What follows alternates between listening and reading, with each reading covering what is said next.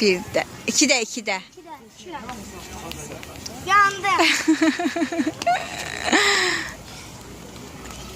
İçindeydim. Dörddə. Ya bir şey kesiksen. Uduzdu. Bir sef sayılmır. Ha, niye? Uduzsun Ya demek. nerede bir sef sayılmadı. Tamam mı?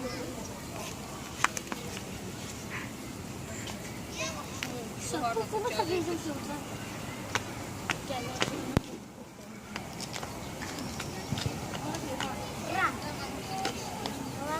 Yo yo yo. Taptalanma. Tapdalamayıb, ha? Tapdalayıb ayarlı. Taptalanmıştı be. Beni de sor gele. Götür. Bayağı yerə dəymədi. Ana yok. Bir hoppanmalıydın, Nərgiz. Bir hoppan sonra gəlməliydin, qızım. Yandı. Hə, bir hoppan gəlməliydin. Yandı, yandı. Bu tarafa. Bir sef sayılmır. Bir şey kesiksen. Bir sef sayılmır.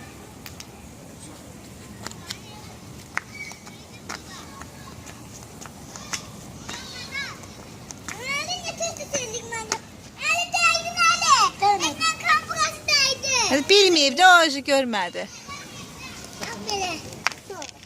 Beşdədir Nəli. Karnasın. Yandı. Ona kesmişəm. Ondan belə atabilirəm. Ondan belə.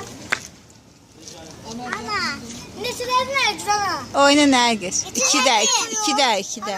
Yo, mən tutayam. Hə, yaxşı. Mən tutayam. Yandım.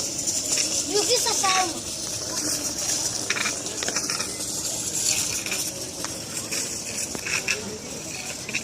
Tamam, belə.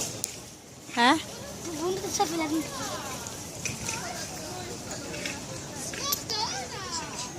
Oyna indi.